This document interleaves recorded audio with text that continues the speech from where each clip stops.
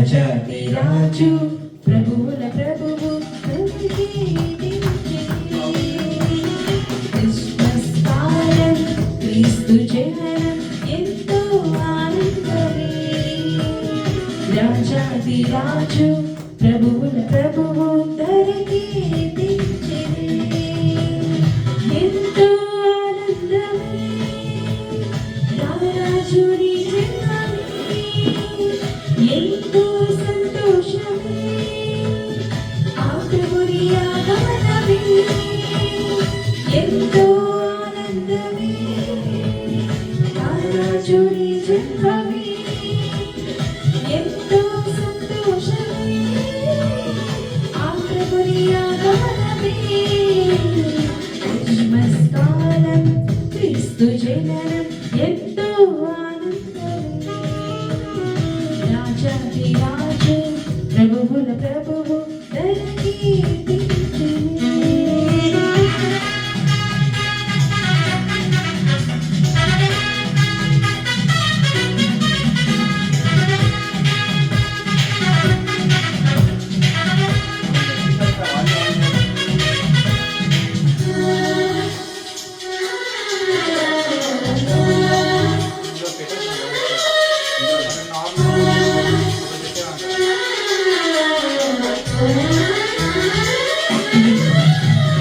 పరిశుద్ధుడు జన్మించెను పశువుల పాకలో లోకాల నీవే రారాజుగా ఆ బెత్లెహేములో పరిశుద్ధుడు జన్మించెను పశువుల పాకలో లోకాల నీవే రారాజుగా ఆ బెత్లెహేములో యూదా గోత్రములో ఒక తార కాంతిలో యూదా గోత్రములో ఒక తార కాంతిలో క్రిస్మస్ కాలం క్రీస్తు జననం ఎంతో ఆనందమే రాజాది రాజు ప్రభువుల ప్రభువు ధరకి దించెనే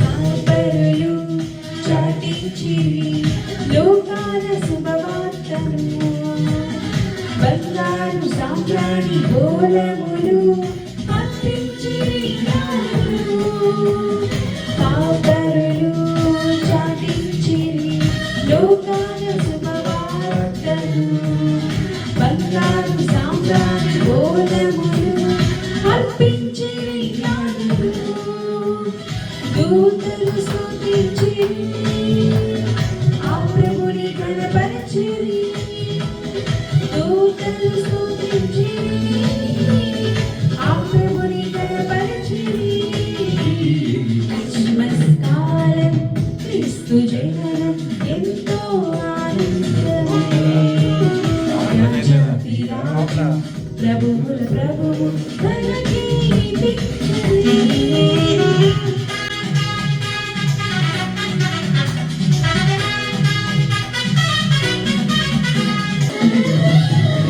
ఆ ప్రభువు జన్మించెను నరరూపధారిగా మన పాప పరిహార బలియార్థమై గొర్రె పిల్లగా ఆ ప్రభువు జన్మించెను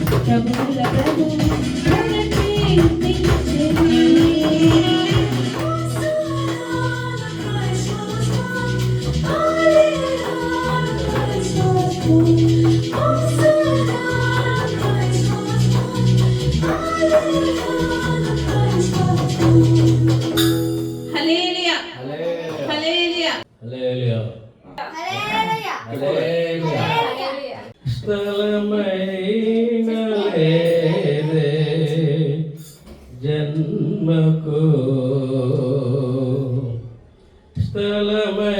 స్థలమైన లేదే జన్మకు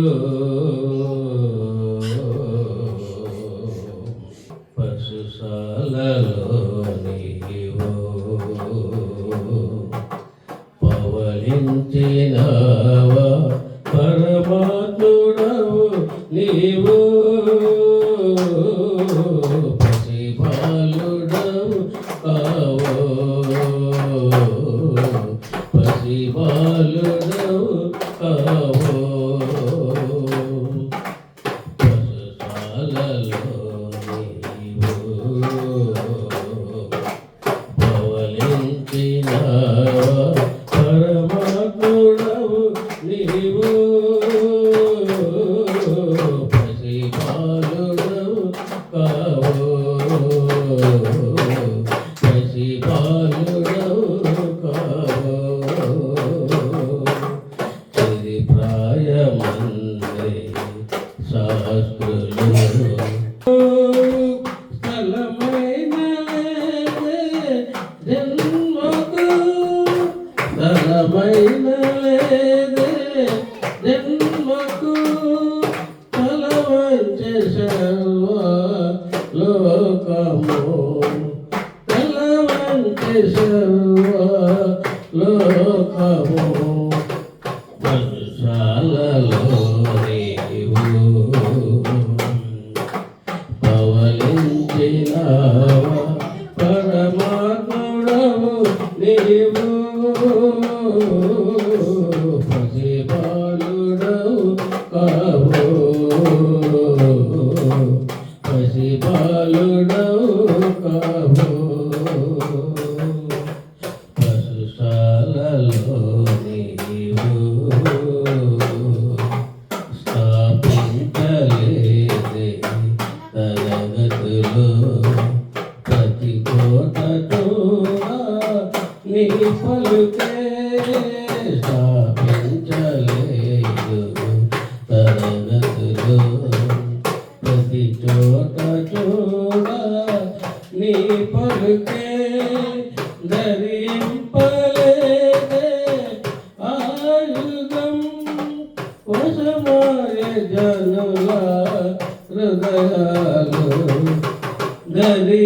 ధరింపలేదే ఆయుధం వశమాయ జనుల హృదయాలు పశుశాలలో నీవు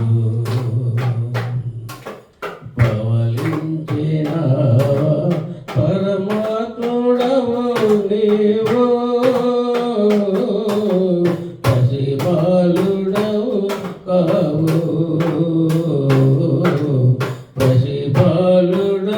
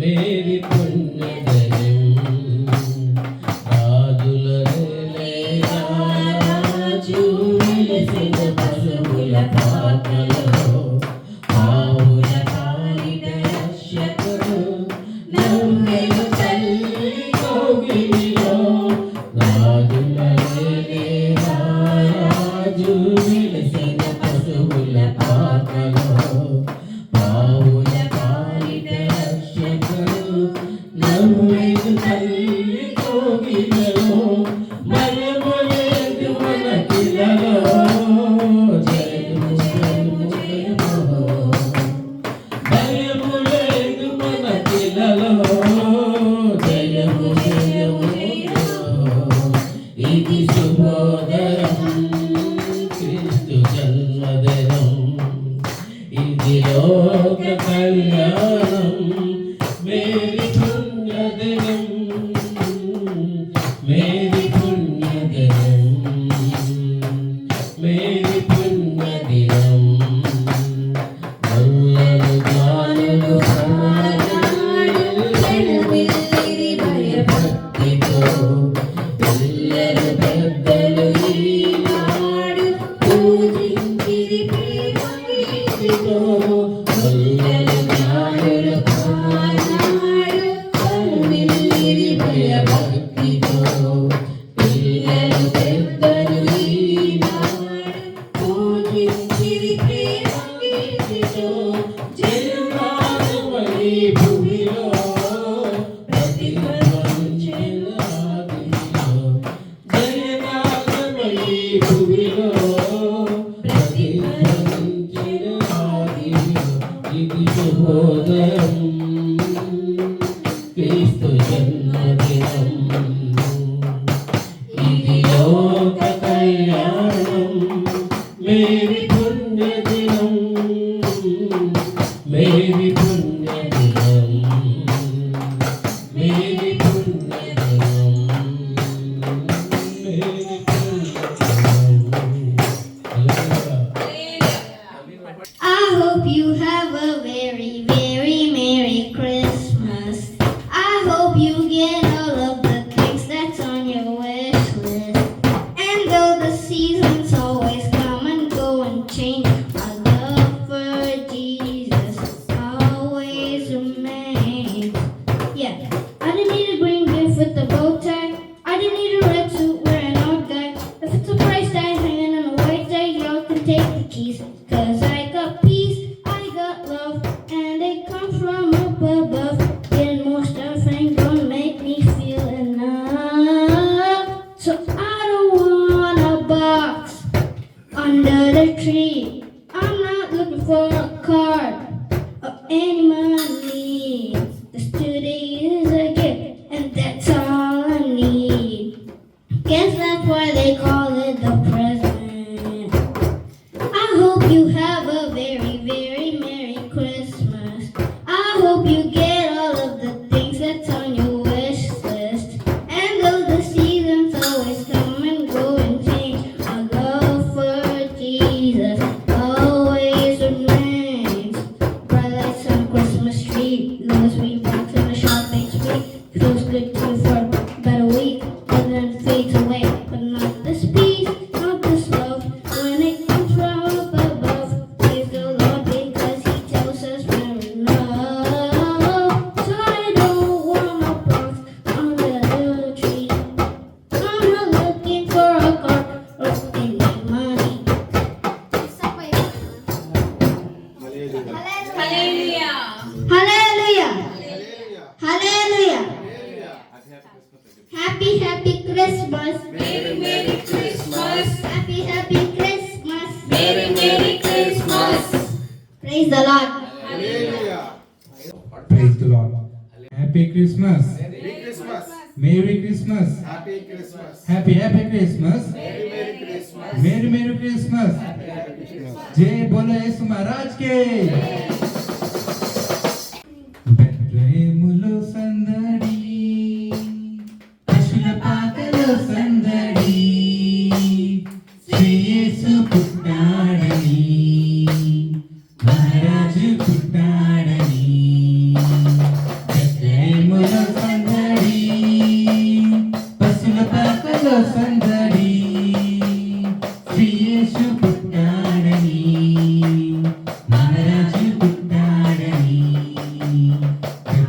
మేఘముల సందడి ఆకాశములో సందడి చుక్కలలో సందడి ఆకాశములో సందడి చుక్కలలో సందడి వెలుగులతో సందడి మిలమిల మెరిసే సందడి చుక్కలలో సందడి మిలమిల మెరిసే సందడి బెత్లెహేములో సందడి పశుల పాకలో సందడి యేసు పుట్టాడని మహారాజు పుట్టాడని బెత్లెహేములో సందడి దూతల పాటలతో సందడి సమాధాన వార్తలతో సందడి దూతల పాటలతో సందడి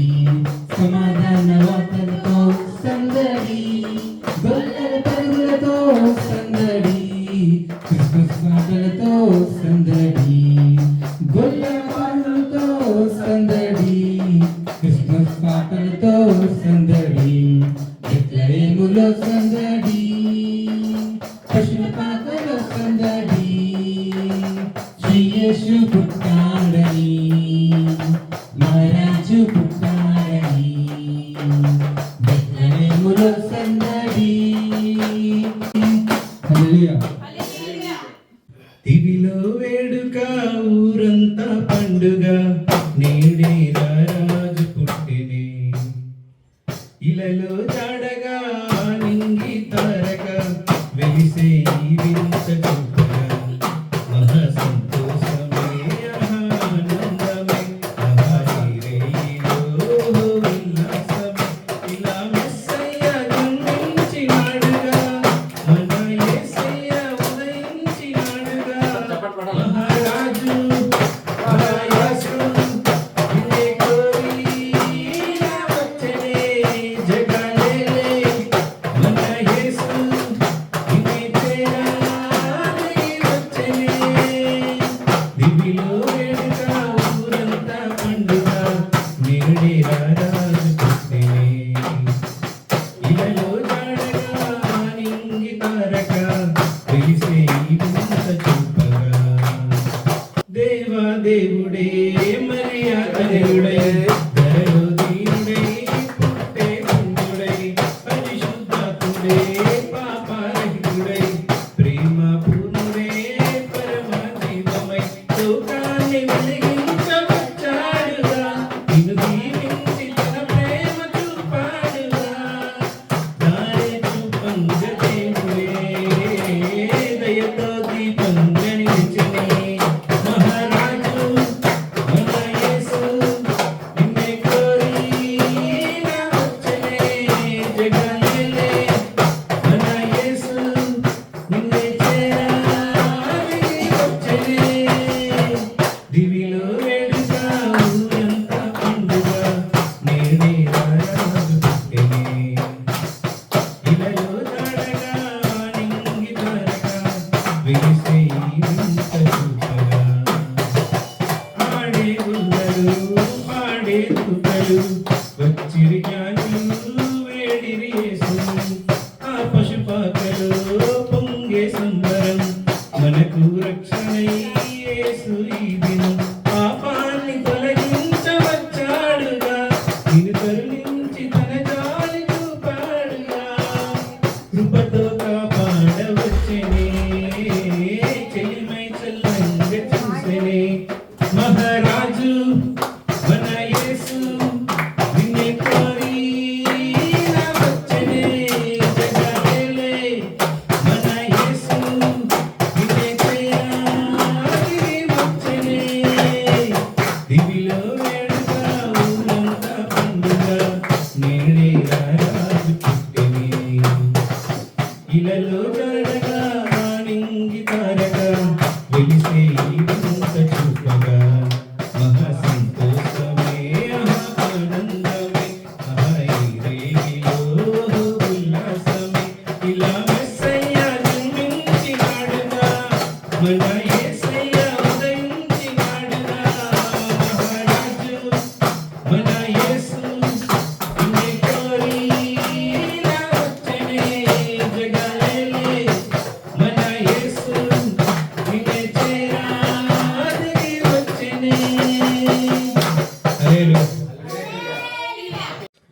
హల్లెలూయా హల్లెలూయా హల్లెలూయా ఆనంద గీతముని పాడేదా క్రిస్మస్ శుభవేళలో సంతోషముగనే కీర్తించెదా క్రీస్తేసుని సన్నిధిలో ఆనంద గీతముని పాడేదా క్రిస్మస్ శుభవేళలో సంతోషముగనే కీర్తించెదా క్రీస్తేసుని సన్నిధిలో కుందల స్తోత్రాలతో గొల్లల నాట్యాలతో పుడమి పులకించెను రక్షకుడే జన్మించెను కుందల స్తోత్రాలతో గొల్లల నాట్యాలతో పుడమి పులకించెను రక్షకుడే జన్మించెను ఆనంద గీతమునే పాడెదా క్రిస్మస్ శుభవేళలో సంతోషముగనే కీర్తించెదా క్రీస్తేసుని సన్నిధిలో ప్రభు వచ్చెను నరుడై పుట్టెను రక్షకుడు జన్మించెను మన పాప భారం తొలగింపను ఈ భూమికి దిగి వచ్చెను ప్రభు వచ్చెను నరుడై పుట్టెను రక్షకుడు జన్మించెను మన పాప భారం తొలగింపను ఈ భూమికి దిగి వచ్చెను దూతల స్తోత్రాలతో గొల్లల నాట్యాలతో పుడమి పులకించెను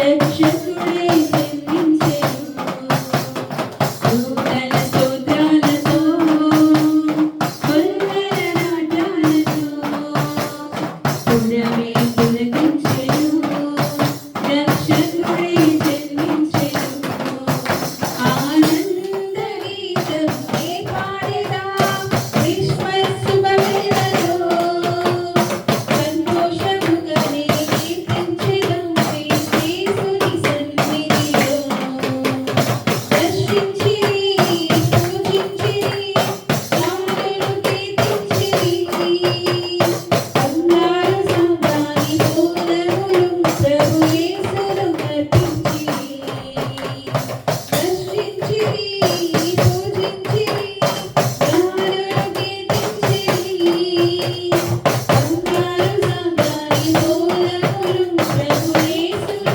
అర్పించిరి కుందల స్తోత్రాలతో గొల్లల నాట్యాలతో పుడమి పులకించెను రక్షకుడే జన్మించెను దూతల స్తోత్రాలతో గొల్లల నాట్యాలతో పుడమి పులకించెను రక్షకుడే జన్మించెను ఆనంద గీతమునే పాడెదా క్రిస్మస్ శుభవేళలో సంతోషముగనే కీర్తించెదా క్రీస్తేసుని సన్నిధిలో హల్లెలూయా అంటేలా సంబరాలతో చాటాల సంబరానికి అంటేలా సంబరాలతో చాటాల యేసయ్య పుట్టాడని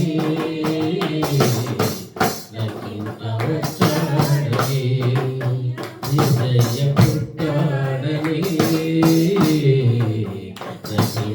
రక్షించవచ్చాడని సంబరానికి అంటేలా సంబరాలతో చాటాల సంబరానికి అంటేలా సంబరాలతో చాటాల యేసయ్య పుట్టాడని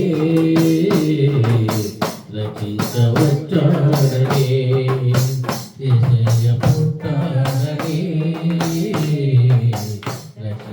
రక్షించవచ్చాడని ప్రవచనాలు నెరవేరాయి శ్రమ దినాలు ఇక పోయాయి ప్రవచనాలు నెరవేరాయి శ్రమ దినాలు ఇక పోయాయి విడుదల ప్రకటించే శిక్ష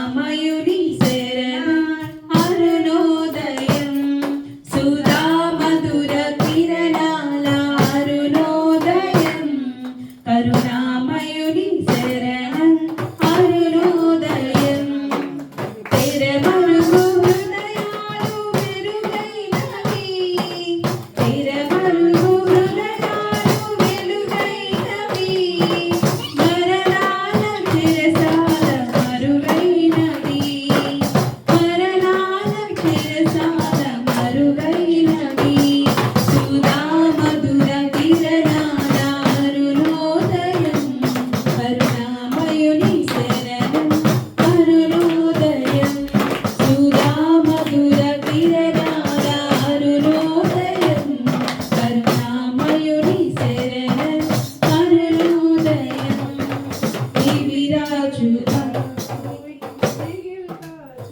దివిరాజుగా భువికి దిగినాడని రవిరాజుగా ఇలను మిగిలాడని దివిరాజుగా భువికి దిగినాడని రవిరాజుగా ఇలను మిగిలాడని నవలోక గగనాలు పిలిచాడని నవలోక గగనాలు పిలిచాడని పరలోక భవనాలు తెరిచాడని పరలోక భవనాలు తెరిచాడని ఆరని జీవన జ్యోతిక వెలిగి తారకదొచ్చింది పాడి పాటల పశువుల సాలను ఊయల చేసింది ఆరని జీవన జ్యోతిక వెలిగి తారకదొచ్చింది పాడి పాటల పశువుల సాలను ఊయల చేసింది నిరుపావగా నిరుపేదగా జన్మించగా నిలబండుగా నిరుపావగా నిరుపేదగా జన్మించగా నిలబండుగా సుధా మధుర కిరణాల అరుణోదయం కరుణామయుని శరణం అరుణోదయం సుధా మధుర కిరణాల అరుణోదయం కరుణామయుని శరణం అరుణోదయం తెరమరుగు హృదయాలు వెలుగైనవి తెరమరుగు హృదయాలు వెలుగైనవి మరణాల చెరసాల మరుగైనవి మరణాల చెరసాల మరుగైనవి సుధా మధుర కిరణాల అరుణోదయం కరుణామయుని శరణం అరుణోదయం hallelujah praise the Lord. Hallelujah hallelujah. దేవునికి స్తోత్రం. Hallelujah. Good evening. Happy Christmas everyone. Happy Christmas. Welcome to NCC. ఒకసారి మన ట్యాగ్ లైన్ చెప్పుకోదాం. We walk by Faith. Not by. Sight. మరొకసారి we walk by Faith. Not by. Sight. Thank you. చిన్న ప్రార్థన చేసుకుందాం. ప్రియపరలోక తండ్రి, ఆశ్చర్యకరుడు, అద్భుతకర్త, మహాపరిశుద్ధుడ, దేవాదేవ, రాజాదిరాజ, ప్రభులకు ప్రభు, శివ తండ్రి, ఈరోజు సాయంత్రం కుటుంబ సమేతంగా ఇక్కడ చేరుకొని మీ జన్మదినాన్ని మీ వాక్య పరిచయాన్ని కొనసాగించే మార్గంలో మీ కృప మాకు తోడుగా ఉంచి ఈ బైబిల్లోని వాక్యాలను, ఈ వాక్యంలోని మర్మాన్ని మాకు తెలియజేసి వాటిని మా జీవితంలో అనుభవించుకునేలాగా మా మనసును తెరిచి, మా హృదయాన్ని తెరిచి, మాలో మీరుండమని, వాటి తలకు అసలైన అర్థాలు మాకు తెలియజేయమని ఏసేనామని అడిగి పెట్టుకుంటున్నాం తండ్రి. Happy Christmas everyone. సరే, ఎహెజ్కేల్ 18వ అధ్యాయం 23వ వచనం ఒకసారి చదువు. అతని నీతిని బట్టి అతడు బ్రతుకును, దుష్టుల మరణము నొందుల చేత నాకేమాత్రమైన సంతోషం కలుగునా, వారు తమ ప్రవర్తన దిద్దుకొని బ్రతుకుటే నాకు సంతోషము. ఇదే ప్రభువగు యెహోవా వాక్కు. సో ఎహెజ్కేల్ ఒకసారి చదవండి. దుష్టులు మరణం నొందుల చేత దుష్టులు మరణం నొందుట చేత నాకు ఏమాత్రమైన సంతోషం కలుగునా, వారు తమ ప్రవర్తనను దిద్దుకొని బ్రతుకుటే నాకు సంతోషము. ఇదే ప్రభువగు యెహోవాకు. దేవునికి స్తోత్రం. మీరు మనందరం క్రిస్మస్ క్యారల్స్కి వెళ్ళాం కదా. ఈ సీజన్ అంతా క్రిస్మస్ సీజన్. ఎన్ని ప్రేయర్స్కి వెళ్ళాలంటే మనందరం ఇళ్లలో వాక్యాలు, అది ప్రార్థనలు పెట్టించుకుని ఉంటారు. ఎంతో మంది దైవజనుల వాక్యం మనం వినుంటాం కదా. సో ఎన్నిసార్లు విన్నా ఎంతో కొంత మిగిలిపోయేది, తనివి తీరుంది, అందులోంచి నేర్చుకోగలిగింది, ఇంకా మనం తెలుసుకోవాల్సింది ఉంది ఏమైనా ఉందంటే అది దేవుని వాక్యం. అందుకని ఈ సీజన్ నెల రోజులవని రెండు నెలలవని ఎంతవని కూడా మనకి విసుగు పుట్టదు. ఆ చెప్పేవాళ్ళు కూడా కొత్త పాయింట్ ఎలాగో చెప్తూనే ఉంటారు. నేను జనరల్ మీకు తెలుసు కదా, నేను జనరల్ గా మామూలు మనుషులతో మాట్లాడుకునే రీతిలో అని చెప్తాను, నా స్టైల్ అది. ఎంతో మంది ఎన్నో వాక్యాలు చెప్పుకుంటారు, అలాగే నాకన్నా ఎంతో ఎక్స్పీరియన్స్ ఉన్న వాళ్ళు, అనుభవం ఉన్న వాళ్ళు చెప్తా ఉంటారు. ప్లస్ ఒక రోజు కాదు, ఒక వారానికి ఒకసారి, నెలకు ఒకసారి కాదు, ఈ సీజన్ అంతా చెప్తూనే ఉంటారు కదా. ఎంత వద్దనుకున్నా సరే ఏ ఒక ముఖ్యమైన పాయింట్లు ప్రతి ఒక్కరు కవర్ చేస్తూ ఉంటారు. అయితే నేను దేవుడికి ప్రార్థన చేస్తున్నాను అనమాట. ఏమనంటే ఇప్పుడు చర్చ్ మెంబర్స్ మీరు అందరూ ఉన్నారు, ఆ చర్చ్ పాస్టర్లు కొంతమంది అయితే వేరే స్పీకర్స్ని కూడా వేరే ఏరియా నుంచి తీసుకొచ్చి బాగా చెప్పగలిగే వాళ్ళని తీసుకొచ్చి వాళ్ళు ఇంకా అద్భుతంగా చెప్పగలిగే ఉంటారు. అయితే నేను దేవుడికి ప్రార్థన చేసుకున్నాను. అయితే నేను ఇప్పుడు ఏం చెప్పాలి, ఎందుకంటే మీరు అందరూ సంవత్సరాల తరబడి చర్చికి వెళ్తున్నారు, ఈ నెల రోజుల నుంచి క్రిస్మస్ది వెంటనే ఉన్నారు అన్నమాట. అందుకని దేవుడా నాకు ఎలాగైనా సరే ఒక సర్మన్ టాపిక్ నాకు కావాలి, అది నాకు నేనుగా తయారు చేసుకోవాలి, అది ఎప్పుడైనా వీలుంటే క్రిస్మస్ కోసం చెప్పాలి అని చెప్పనుకుంటే దేవుడు నాకు కొన్ని వాక్యాలు అలాగే ఇచ్చాడు. ఆ వాక్యాలు దేవుడు ఇచ్చినందువల్ల నేను ఒకసారి నోట్ చేసుకున్నాను, ఎందుకంటే నాకు అంత గుర్తులేదు కాబట్టి. కానీ చెప్పదలుచుకుంది ఏంటంటే మొదటి నుంచి స్టార్ట్ చేద్దాం. యెహెజ్కేలు 18:23 ఏమంటాడంటే, దుష్టులు మరణం నొందుట నాకేమాత్రం సంతోషం. దేవుడు అంటున్నాడు అంత, ఇదే యెహోవా వాక్కు అని చెప్తున్నాడు. దుష్టులు మరణం నొందుట యెహోవాకు సంతోషం లేదు. మరి ఏంటంటే యెహోవాకు సంతోషం, వారు తమ ప్రవర్తనని దిద్దుకుని. ఇప్పుడు మనకి ఎవరైనా అన్యాయం చేసినా, రోడ్డు మీద ఎక్కడైనా సరే కొంచెం ఇల్లీగల్ పనులు చేసిన వాళ్ళైనా సరే, ర్యాష్గా ఉన్న వాళ్ళైనా సరే, దురుసుగా ప్రవర్తించిన వాళ్ళు, దేవుడే ఇలాంటి వాళ్ళందరినీ నువ్వు ఎందుకు కృప చూపిస్తున్నావు, ఇంకా ఇలా అలాగ ఉన్నారు, మంచిగా బతుకుతున్నావు, మేము బాగానే ఇబ్బందులు పడుతున్నాం, వాళ్ళు బాగానే ఉన్నారు అనిపిస్తుంది. అంటే వాళ్ళ మీద కూడా కరుణ కృప చూపించే దేవుడు అనమాట. అర్థమైందా? దుష్టులు మరణం ఉండడం వల్ల యెహోవాకి ఏమీ సంతోషం కలగదు. వాళ్ళు మారు మనసు నుండి మంచి వాళ్ళు అయ్యి తన కృపని పొందగలుగుతారని దేవునికి సంతోషం ఉంటుంది. అర్థమైందా? ఒకసారి మత్తయి 11:28-30 వరకు. ప్రయాసపడి భారం మోసుకొంచున్న సమస్త జనులారా నా యొద్దకు రండి, నేను మీకు విశ్రాంతి కలుగజేతును. ఈ వాక్యం మనం ఎన్నోసార్లు వినుంటాం. ఒకసారి బిల్లీ గ్రాహం గారు ఏం చేశారంటే, అమెరికాలో ఆయన చాలా, బిల్లీ గ్రాహం గారు ఎంత పెద్ద దైవసేవకుడు మీకు అందరూ తెలుసు కదా. అతనికి పెద్ద పెద్ద వాళ్ళతో పరిచయాలు ఉండేవి. అంటే హాలీవుడ్ ప్రొడ్యూసర్స్, డైరెక్టర్స్ లాంటి పెద్ద పెద్ద వాళ్ళతో, ఇంకా కార్పొరేట్ లెజెండ్స్తో, పెద్ద పెద్ద మల్టీ బిలియనీర్స్తో సంబంధాలు ఉండేవి. అతన్ని ఇప్పుడు మందంటే హిందూ ప్రధాన దేశం ఉంది, ఆ దేశాలన్నీ క్రిస్టియన్ ప్రధాన దేశాలు. ఇప్పుడు వీళ్ళు ఎలాగైతే పూజ పెట్టించుకుంటారు, ఏ పని చేసినా సరే, అక్కడ ఏంటంటే రిలీజియస్ యాక్టివిటీ అనేది సర్వసాధారణం. రిలీజియస్ యాక్టివిటీ అంటే ఒక పాస్టర్ని పిలిచో, లేకపోతే వేరే అయితే ఆ పాస్టర్ ఫాదర్ ఎవరో ఒక ప్రీస్ట్ని పిలిపించి ప్రార్థన చేయించుకోవడం ఇవన్నీ అలవాటు. ఆ విధంగా పెద్ద పెద్ద వాళ్ళతో బిల్లీ గ్రాహం గారికి పరిచయాలు ఉన్నాయి. అలాంటి పరిచయంలో భాగంగా పెద్ద పెద్ద మోడల్స్ని, పెద్ద పెద్ద ప్రొడ్యూసర్ని, డైరెక్టర్స్ని, ఇంకా కార్పొరేట్ లెజెండ్స్ని కలవడం జరిగింది. ఎవరిని నేను కలిసినా సరే వాళ్ళ దగ్గర బిలియన్స్ ఆఫ్ మనీ ఉంది. ఏముంది? బిలియన్స్ ఆఫ్ మనీ ఉంది. అందరితోనే మాట్లాడాడు ఆయన స్పెషల్గా.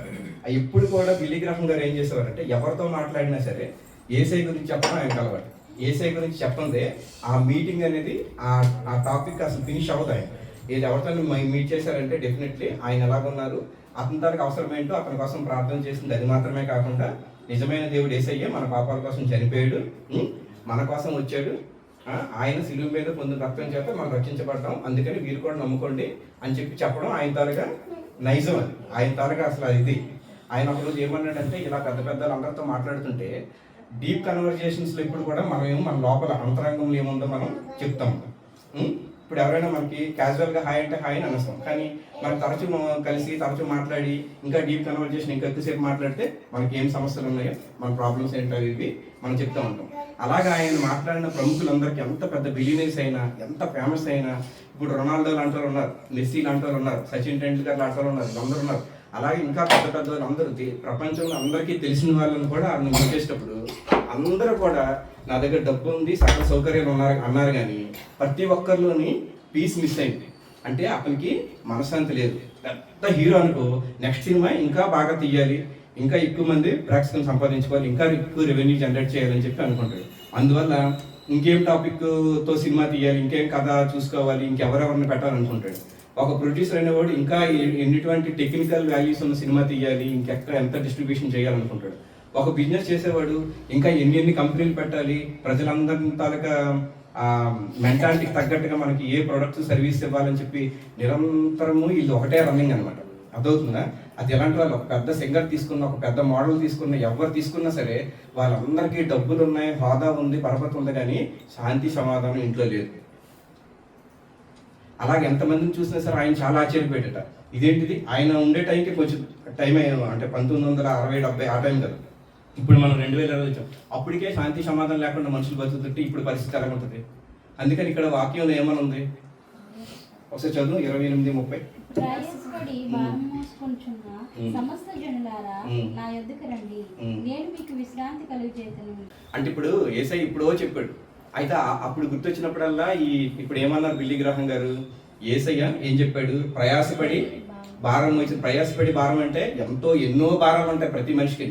ఇప్పుడు నేను అసలు యాక్చువల్లీ ఒక విషయం ఏంటంటే, అందరూ క్రిస్మస్ అనేది సెలబ్రేట్ చేసుకుంటారు కదా, అందరూ హ్యాపీగా సెలబ్రేట్ చేసుకుంటారు, క్యాండిల్ లైట్స్ పెడతారు, ట్రీస్ పెడతారు, గిఫ్ట్స్ ఇస్తారు, కొత్త బట్టలు వేసుకుంటారు, మంచి ఎంజాయ్ చేస్తారు, అవునా కదా? క్రిస్మస్ సీజన్లో గిఫ్ట్లు కొనుక్కుంటారు, ఏమైనా కొత్త ఇంట్లో దిగడం లాంటివి ప్లాన్ చేస్తారు, కొత్త బట్టలు, కొత్త కార్లు, కొత్త ఫోన్లు, గిఫ్ట్స్, టూర్స్, ట్రిప్స్, ఎవ్రీథింగ్ అదేదో పెద్ద ఎంజాయ్మెంట్ లాగా అనుకుంటారు. కానీ క్రిస్మస్ అనేది ఏంటంటే సిలువకి సాదృశ్యం. అది క్రిస్మస్ అనేది దేవుడు పుట్టిందే సిలువ మీదకి వెళ్ళడానికి.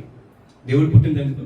సిలువ మీదకి వెళ్ళడానికి. దేవుడు ఎప్పుడైతే పుట్టాడో వెనకాల ఆ సిలువ తాలూకు నీడ అనేది, ఆ మరణపు ఛాయ అనేది ఎప్పుడు తన వెనకే వచ్చింది. అది అయినా సరే దేవుడు ఏం చేశాడు? అది మానేసి అంటే ప్రయాసపడి భారం మోయించిన సమస్త జనులారా నా యొద్దకు రండి, నేను మీకు విశ్రాంతి కలిగజేస్తాను. ఇప్పుడు మరి వీళ్ళందరూ ఇప్పుడు బిల్లి గ్రహం మాట్లాడిన వాళ్ళందరూ ఉన్నారు.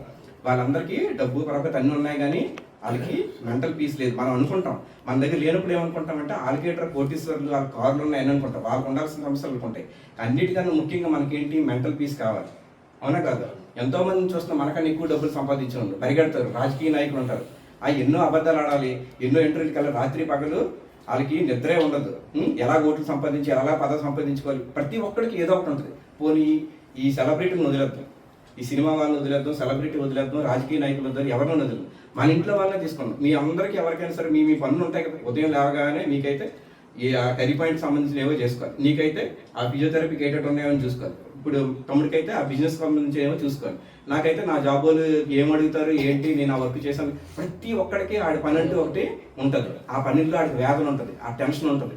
కొంతమంది డబ్బుల ప్రాబ్లం ఉంటుంది, కొంతమంది సంబంధాల ప్రాబ్లం ఉంటుంది, బ్రేకప్స్ ఉంటాయి, అర్థం చేసుకొని మనుషులు ఉంటారు, ఇళ్లలో సమస్యలు ఉంటాయి, ఇవన్నీ ఉంటాయి కదా. ఎంతో మంది ఉన్నారు, ఇవన్నీ ఉంటాయని దేవుడు ముందుగానే ఊహించే ఎంత ప్రయాసపడి మీరు అందరూ చేయక్కర్లేదు, నా దగ్గరికి రండి, నేను మీకు విశ్రాంతిని ఇస్తాను అంటున్నాడు. విశ్రాంతిని ఇవ్వడం అంటే ఏంటి? దేవుని దగ్గరికి వెళ్తే ఈ బాధ వేదన అనేది సడన్ గా తగ్గిపోతుంది మనకి అని దేవుడే మనకి సెలవిస్తున్నాడు. అందుకోసమే ఈ లోకానికి వచ్చాడు. ఎప్పుడు కూడా నేనేమంటానంటే యేసయ్య పుట్టాడు అనడానికి కాకుండా యేసయ్య వచ్చాడు అనే దానికే నేను ఎక్కువ ప్రాధాన్యత ఇస్తాను అనమాట. యేసయ్య రావడానికే ప్రయత్నించాడు. యోహాను 3:16 ఏముంది? ఎంతో ప్రేమించాడు కాగా ఆయన తన అద్వితీయ కుమారునిగా పుట్టిన వాని యందు విశ్వాసముంచి ప్రతివాడును నశింపక నిత్య జీవం పొందినట్లు ఆయనను అనుగ్రహించను. అయితే ఇప్పుడు దేవుడు ఏంటి? ఈ లోకానికి వచ్చాడు.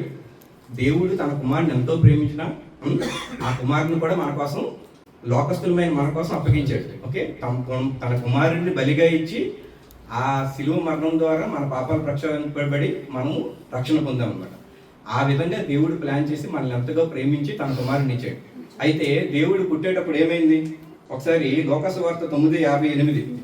అందుకు యేసు నక్కలకును బొరియలను ఆకాశ పక్షులకు నివాసములు కలవు గాని మనుష్య కుమారునికి తలవాల్చుకుంటుకైనను స్థలం లేదని. ఇప్పుడు ఏంటి? యేసుకేల్లో మనం ఏం చదివాం?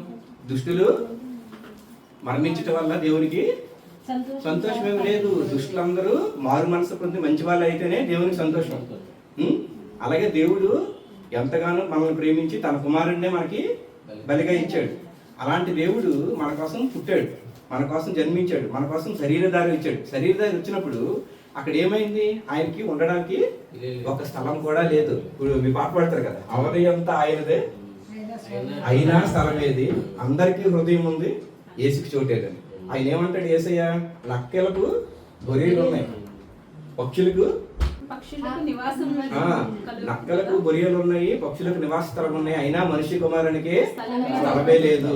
మనుషుల కుమారులకు స్థలమే లేదంటే ఏంటి అక్కడ? ఇప్పుడు ఆయన ఏమైనా సరదాకు వచ్చాడా? ఇప్పుడు మనం పాపాలు చేసాము, మన పాపాలకు బలిగా ఆయన తండ్రి అయిన దేవుడు కుమారుడినే మన కోసం అందించాడు. ఆయనకి మనకి స్థలం లేదనమాట. అంటే మనం మన జీవితంలో కూడా మనకు స్థలం ఉందో లేదో చూసుకోవాలి. ఆయన అంటుంది అప్పటికనే కాదు, ఇప్పటికి కూడా. ఇప్పుడు బిల్లీ గ్రహం గారు ఏం చెప్పారు? ఎంతమందికి ఎంత డబ్బు ఉంది, పరపతి ఉంది, అన్నీ ఉన్నాయి, కానీ ఎవరికి మనశ్శాంతి లేదన్నాడు. అలాంటి మనశ్శాంతి లేని ప్రజలందరూ నా దగ్గరికి వస్తే నేను మీకు విశ్రాంతి కలిగజేస్తానని చెప్పిన దేవుడు ఎప్పుడు చెప్పాడు? ఎప్పుడో చెప్పాడు, గత కాలంలో. అలాగే ఆయన ఇప్పుడు నక్కలకి బొరీలు ఉన్నాయి, ఆకాశ పక్షులకి స్థలంలో ఉన్నాయి, కానీ మనిషి కుమారుడు చోట్లేదు అని అంటే ఆయన చెప్పింది ఇప్పుడు గురించి కూడా వద్దు కదా. దాని అర్థం ఏంటి? మన ఇళ్లల్లో దేవునికి స్థలం ఉందా లేదా, మనం చేసే పనుల్లో దేవునికి స్థలం ఉందా లేదా, మన తలంపుల్లో దేవునికి స్థలం ఉందా లేదా, మనం చేసే కార్యకలాపాల్లో దేవునికి స్థలం ఉందా లేదా, అసలు మన గుడిలోనే మన చర్చిలోనే దేవునికి స్థలం ఉందా లేదా అంటే అర్థం ఏంటి? ఇప్పుడు మన ఇళ్ళల్లో దేవుడికి స్థలం లేదంటే అర్థం ఏంటి? మనం మన ఇంటికి వచ్చి మనకు నచ్చిన వంటలు తినుకొని, మనకు నచ్చిన టీవీ ప్రోగ్రామ్ చూసుకొని, మనకు నిద్ర వచ్చినప్పుడు పడుకుని పోయి ఉదయం లేచిన తర్వాత ఈ లోకి సంబంధించిన డ్యూటీ చేసి ఆ డబ్బులు శాలరీ రూపంలో తెచ్చుకునేలా బతికితే అక్కడ దేవుడికి స్థలం ఇంట్లో లేనట్టే. చర్చికి పాస్టర్ గారు ఏంటంటారని చెప్పి వెళ్ళి ఆయన పాడమంటే పాట పాడేసి, ఆయన తీయమంటే వాక్యం చదివేసి ఇంటికి వచ్చామనుకో, అక్కడ చర్చిలో కూడా దేవునికి స్థలం లేదు.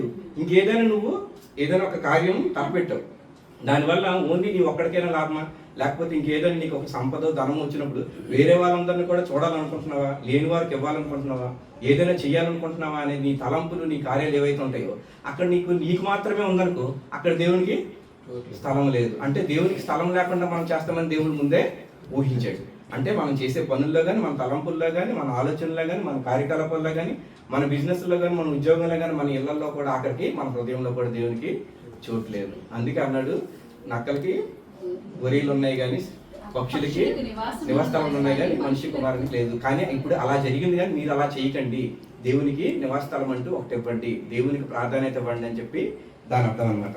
లోకసువార్త 2:35 ఒకసారి చదవండి. మరియు నీ హృదయంలోనికి ఒక ఖడ్గము దూసుకుని పోవునని ఆయన తల్లి అయిన మరియతో చెప్పాను. ఇందాకేం చెప్పాను?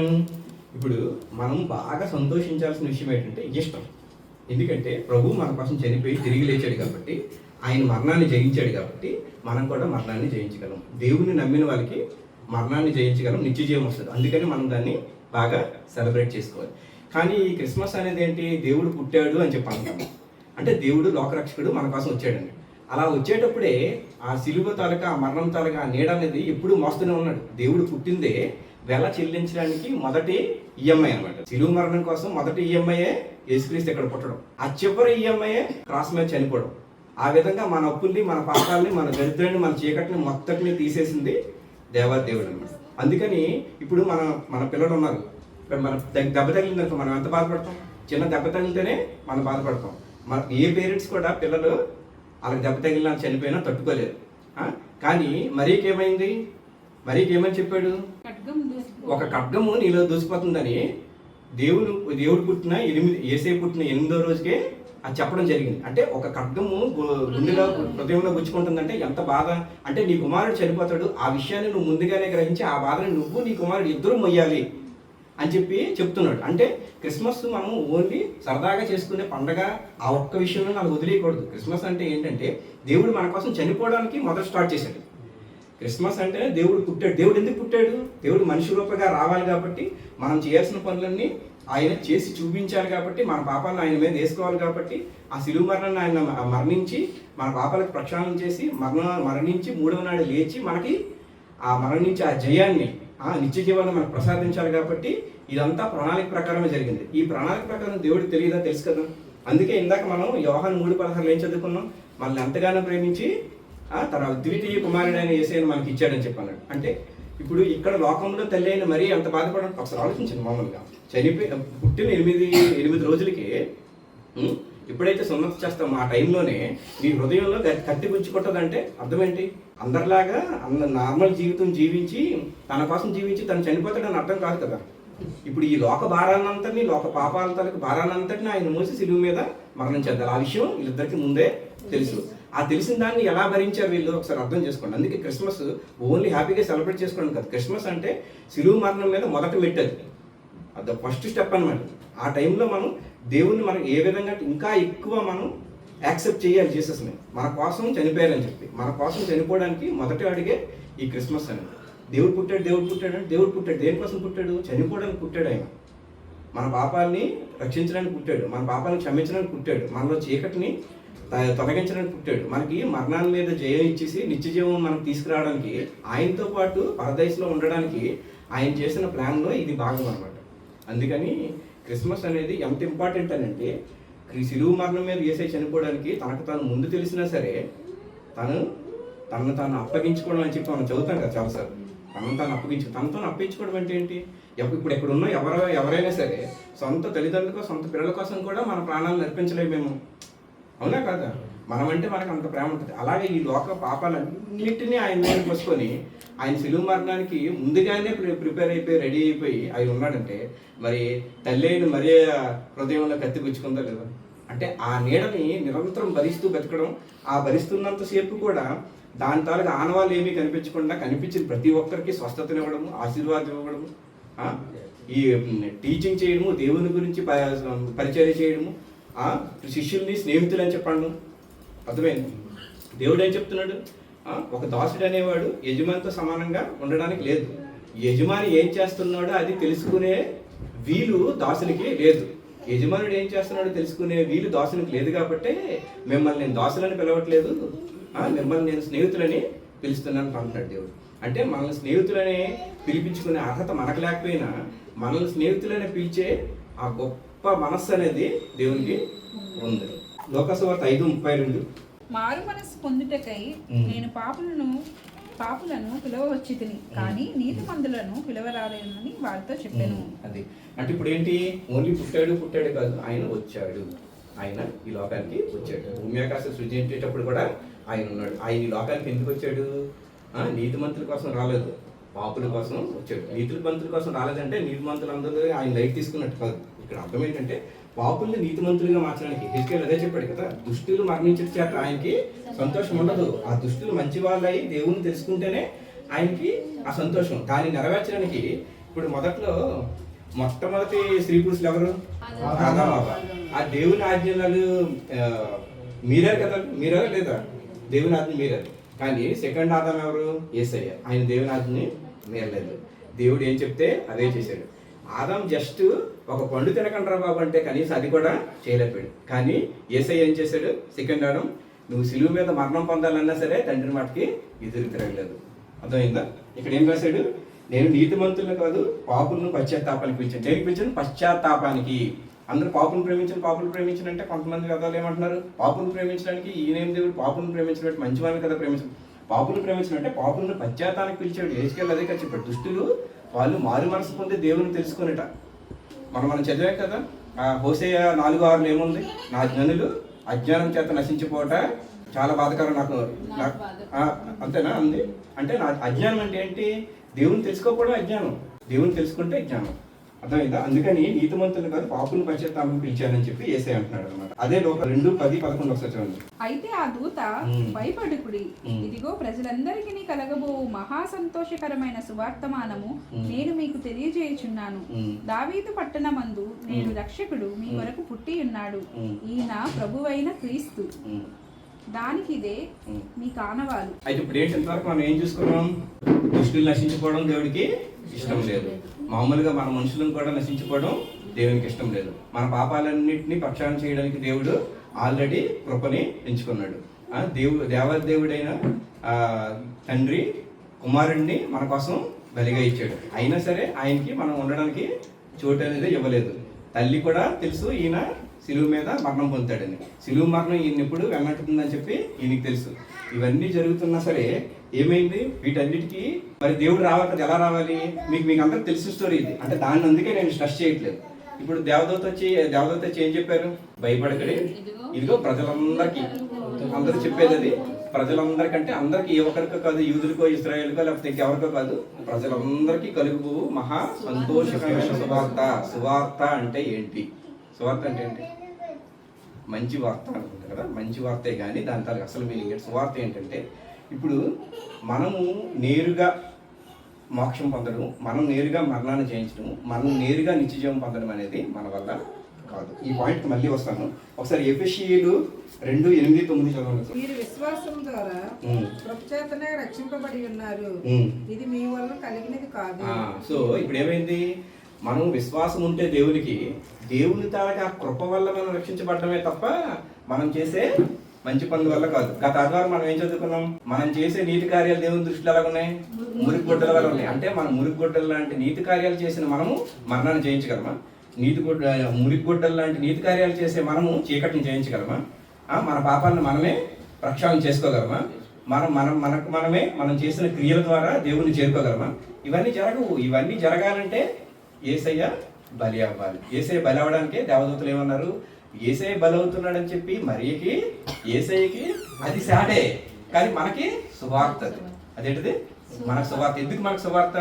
మనకి అక్కడ రక్షకుడు పుట్టాడు. అక్కడ ఆయన ఏం చెప్తున్నారు, నేడు మీ కొరకు రక్షకుడు ఉదయించెను, ఆయన ప్రభు అయిన క్రీస్తు. దాని అర్థం ఏంటి? యేసు అంటే ఏంటి అర్థం? యేసు అనే మాటకి అర్థం ఏంటి? రక్షకుడు, అభిషిక్తుడు అని అర్థం. చూడు ఎంత అంటే చిన్న మాటే కానీ అది. దేవుడు మీకోసం రక్షకుడు ఉదయించాడు అంటే ఏంటి? ఈ పాపాలన్నింటినీ ప్రక్షాళన చేసుకోవడానికి, శిలువ మీద మరణించడానికి మీకు బెత్లెహేం అంటే దావీదుపురంలో బెత్లెహేంలో దేవుడు ఉదయించాడు, ఆయన మీకు రక్షకుడు అని చెప్తున్నాడు. ఆయన ద్వారా ఇవన్నీ జరుగుతున్నాడు. అందుకని ఎఫెసీయులు ఏం రాసింది, కృపచేత మన కార్యముల చేత కాదు కానీ కృపచేత మనం రక్షించబడతాం అనమాట. కృపచేత మనం రక్షించబడాలంటే దేవుడు మానవ రూప దగ్గర ఇక్కడికి రావాలి కదా. అందుకని ఆయన ఇక్కడికి వచ్చాడు. అందుకని మనం క్రిస్మస్ సెలబ్రేట్ చేసుకుంటున్నాం. సో క్రిస్మస్ సెలబ్రేట్ చేసుకుంటే మన బర్త్డేలు మన పిల్లల బర్త్డేలు చేసుకుంటున్నట్టుగా దేవుడి బర్త్డే అని చెప్పి చెప్పడం కొట్టుకోవట్లేదు. అది ఏంటది? మనము నశించిపోకుండా, మనం చీకట్లో ఉండిపోకుండా, మనం దేవునికి దూరం అయిపోకుండా, దేవుడు తన కుమారుని మనకు పంపిస్తే, ఆయన శిలువ మీద మరణిస్తే ఆ ప్రణాళిక అంతా సిద్ధమవడానికి ఆయన ఈ లోకానికి ఏదో ఒక రూపంలో రావాలి కాబట్టి కన్య అయిన మరయ్య గర్భాన్ని ఎంచుకొని ఆ విధంగా వచ్చారు కాబట్టి ఆ జన్మదినాన్ని మనం క్రిస్మస్ అని జరుపుకుంటున్నాం. కానీ అసలైన క్రిస్మస్ అంటే ఆయన తాలూకా మరణాన్ని మనం కూడా గుర్తించుకోవాలి. ఆయన శిలువ మరణాన్ని గుర్తించుకోవాలి, ఆయన శరీరాన్ని రక్తాన్ని మనం గుర్తించుకోవాలి. మనం రిపెంట్ అవ్వాలి, మన పాపాలని మనం ఒప్పుకొని దేవుడు ఇలా మన కోసం చేశాడని చెప్పి మనం నమ్మాలి. బలంగా నమ్మి దేవునితో పాటే మనం జీవించాలి. మనం ఎలాంటి క్రియలు చేసాం కాదు కానీ ఆయన కృపతో రక్షించబడతాం కాబట్టి ఆయన కృప కోసమే మనం ప్రార్థన చేయాలి. మనం దేవునికి స్థలం ఇవ్వాలి, మన హృదయంలో దేవునికి చోటు ఇవ్వాలి. మనం చేసే పనుల్లో మనం ఆలోచించే ఆలోచనలు అన్నింటిలో కూడా దేవుడికి చోటు ఇవ్వాలి. ఇప్పుడు ఈ బైబిల్లో ఇప్పుడు నేను చెప్పిన వాక్యాలన్నీ ఒక లైన్ మీద జరగాలంటే ఏంటి? ఆస్క్, మనం దేవుడిని అడుగుతాం. ఆ తర్వాత మనం బిలీవ్ చేయాలి, దేవుడిని బిలీవ్ చేయాలి జరుగుతుంది. ఆ తర్వాత అది జరిగిన తర్వాత దేవుడికి థ్యాంక్స్ చెప్పాలి. ఆస్క్, బిలీవ్, థ్యాంక్స్ అనేది ఒక సర్కిల్ లాంటిది అనమాట. ఒక క్రిస్టియన్ లైఫ్లో ఒక క్రిస్టియన్ అనేవాడికి దేవుడిని అడగడం, దేవుడిని నమ్మడం, దేవునికి థ్యాంక్స్ చెప్పడం అనేది ఒక డైలీ రొటీన్ అయిపోవాలి. దేవుడిని అడగాలి, ఇంకెవరిని అడగకూడదు. దేవుడిని నమ్మాలి, ఇంకెవరిని నమ్మకూడదు. దేవునికి థ్యాంక్స్ చెప్పాలి. ఈ 3 పనులు ఎవరైతే చేస్తారో వాళ్ళ జీవితంలోనే క్రిస్మస్ ఉన్నట్టు. ఈ 3 పనులు చేయని వాళ్ళకి ఏ క్రిస్మస్ లేదు. లైట్లు వేసుకున్నాం, కొత్త బట్టలు కొనుక్కున్నాం, కేకులు కట్ చేసుకుంటే క్రిస్మస్ అయిపోదు. ఏం చెయ్యాలి? మనం దేవుని మీద ఆధారపడి జీవించాలి, దేవునికి మనం స్థలం ఇవ్వాలి. అప్పుడే మన జీవితంలో అసలైన క్రిస్మస్ వస్తుంది. Hallelujah, praise the Lord, happy Christmas.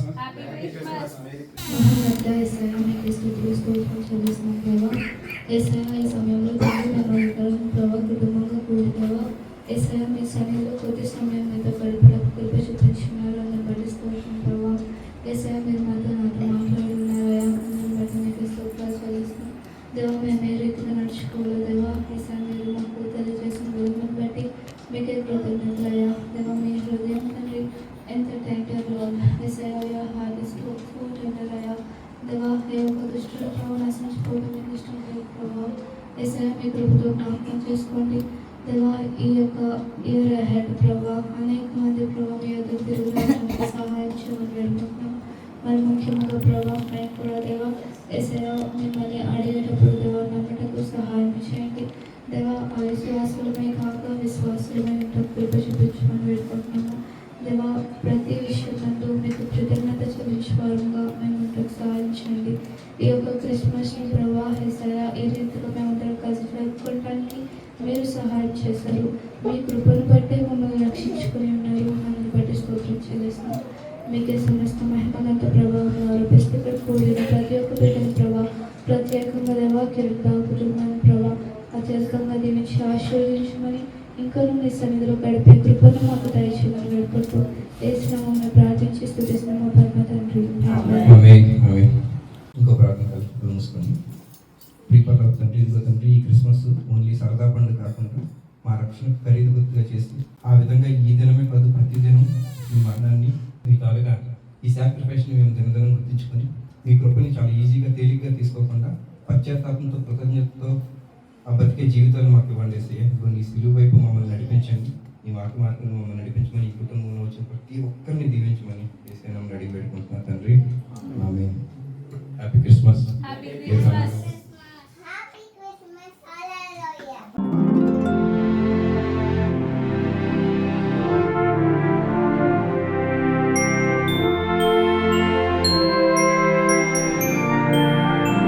Jingle bells, jingle all the way. Oh, what fun it is to ride one horse open sleigh. Hey, jingle bells, jingle all the way. Oh, what fun it is to ride in one horse open sleigh. Dashing through the snow in one horse open sleigh. All the fields we go, laughing all the way. Bells and bobtails ring, making sweet and bright. What fun it is to ride and sing a sweet song tonight. Hey, jingle bells, jingle all the way. Oh, what fun it is to ride in Mama's open sleigh. Hey, jingle bells, jingle all the way. Oh, what fun it is to ride in Mama's open sleigh. Happy Christmas. Happy Christmas. Merry Christmas. Merry Christmas. Happy Christmas. बोलो यीशु महाराज की जय। बोलो यीशु महाराज की जय। यीशु नेडु पुट्टेनु hallelujah. यीशु नेडु पुट्टेनु hallelujah.